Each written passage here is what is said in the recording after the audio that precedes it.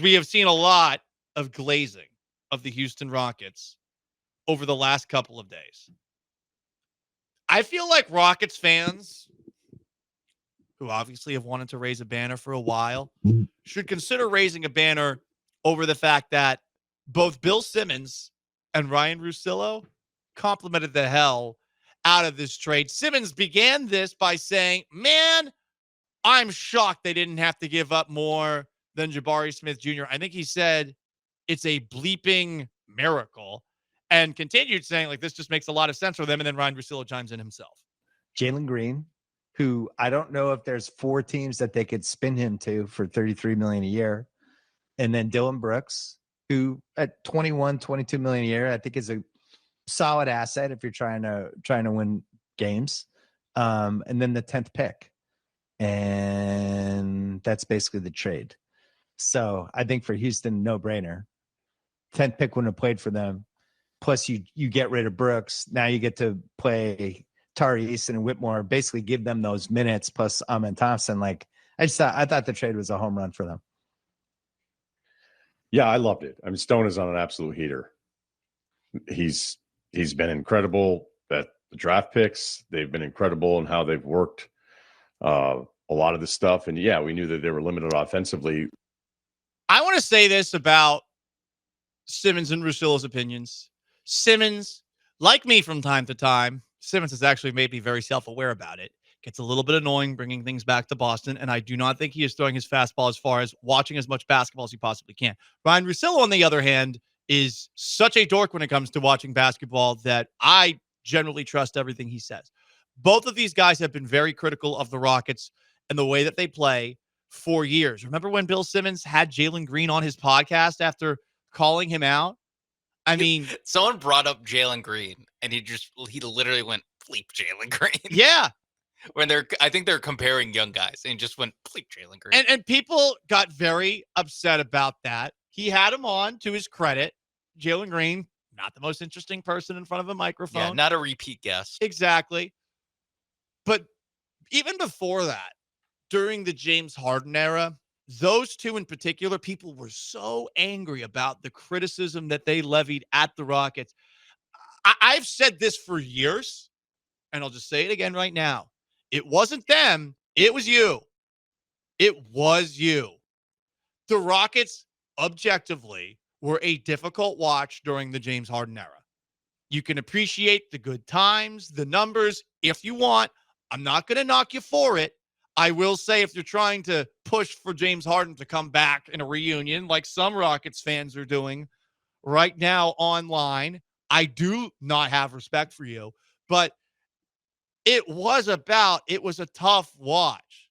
They would always give credit to the Rockets for actually trying to compete with the Golden State Warriors. But it was you, not Russillo and Simmons.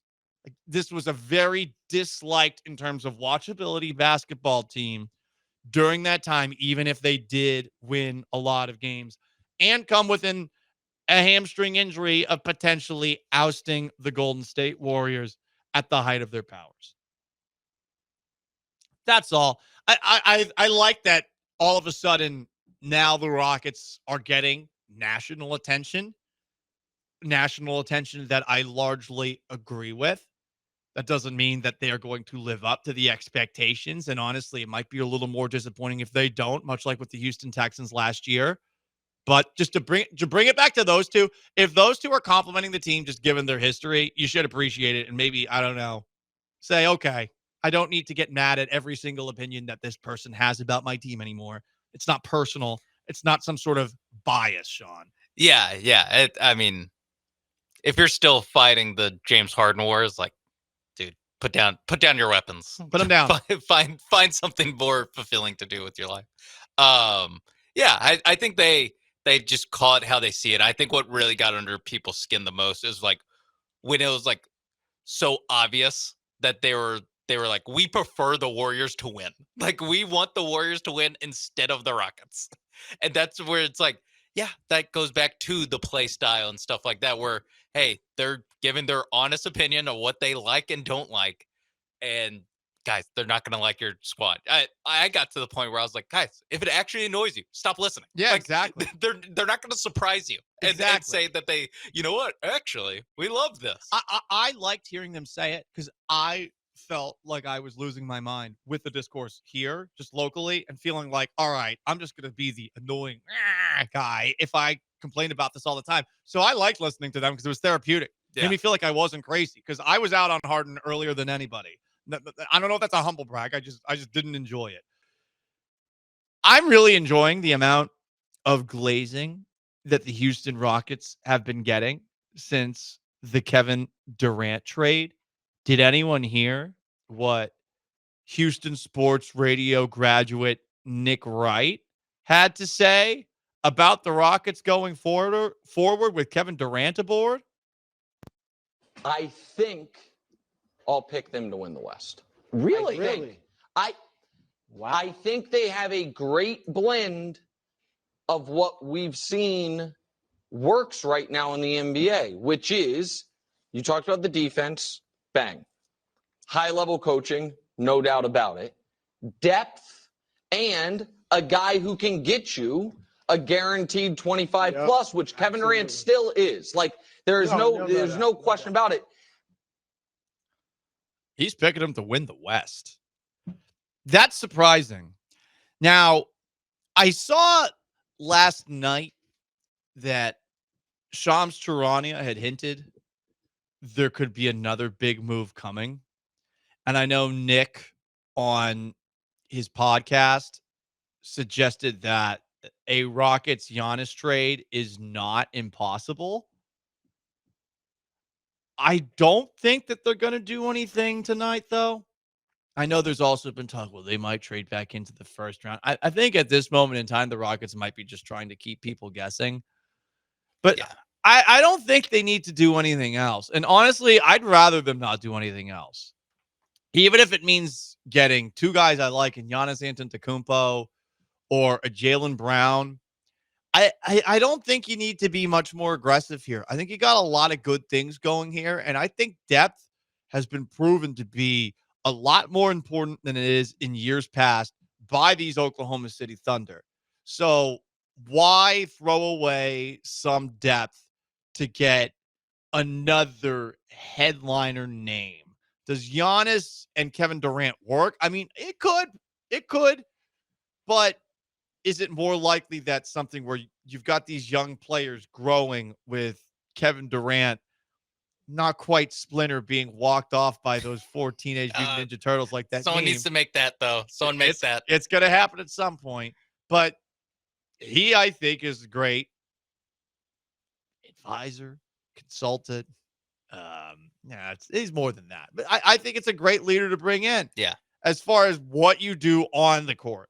Off the court, the leadership style of Kevin Durant, I don't know what it is, and maybe this is an opportunity for him to actually scratch that itch, because I think the last 2 situations he's been in, 3 situations he's been in, like he hasn't needed to do it, and in 2 of those places, I wonder if it was even possible for him to do it, whether it's talking to Devin Booker or it's talking to guys like a Kyrie Irving or James Harden. Yeah, I mean, really, and with the Warriors, he was among peers, really, and same thing with the Nets. He was with peers and friends in Kyrie Irving and James Harden. So I do think that it is probably being asked to do a little bit different style of leadership. It's not so much leading a group of peers as it is being a guy who's 10 years older than all the other players, in fact, 15 years older than a lot of the other players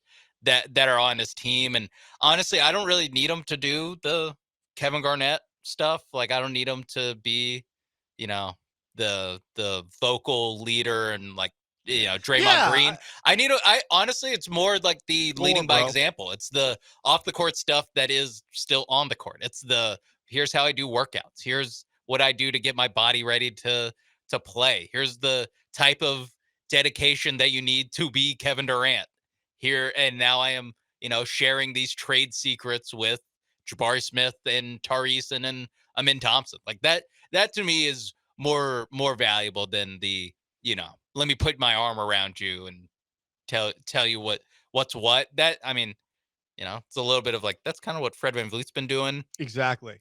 So I think it is interesting. I wouldn't have called. I still probably wouldn't call Kevin Durant one of the best leaders in basketball. But I think it's a different style of leadership that he's having to do now, as opposed to what he was asked to do again when he's playing among guys his own age. That makes sense. We will see how this year goes. I'm excited for it to get started, and I'm enjoying all the glazing the Rockets are getting. It is crazy to say that you're going to pick the Rockets to win the West on, what was this? This was Monday's show, right? Yes. So literally the day after a team in the West won But the finals. I get They why haven't it's even had happening. the parade. There's a lot of people that don't like this Thunder team. There's I a get lot of it. people that don't like them. It's bizarre because it does. They're not unlikable. right. The players aren't. No, the players are not unlikable. I think the people that run the organization are. Not just the people that stole them from Seattle. I wouldn't say that they're likable or unlikable. Like, Sam Presti to me is just like a guy. He's just like a guy who's watching draft tape and drafting really well. But now he's the second coming as a GM. And well, that just happens after you win. Right, Like exactly. Jeff Luhnow got that. That's true. So like there's Jeff Luhnow was. I mean, Jeff Luhnow Yeah, cheated exactly. for us. Jeff Luhnow cheated was. for us. Jeff Luhnow cheated for us. No, but I mean, He cheated for our sins. He cheated to get us through a hurricane. Did you see Kendrick Perkins, a greater Houston area guy, getting very excited about Durant to the Rockets on NBA Countdown before NBA Finals Game 7?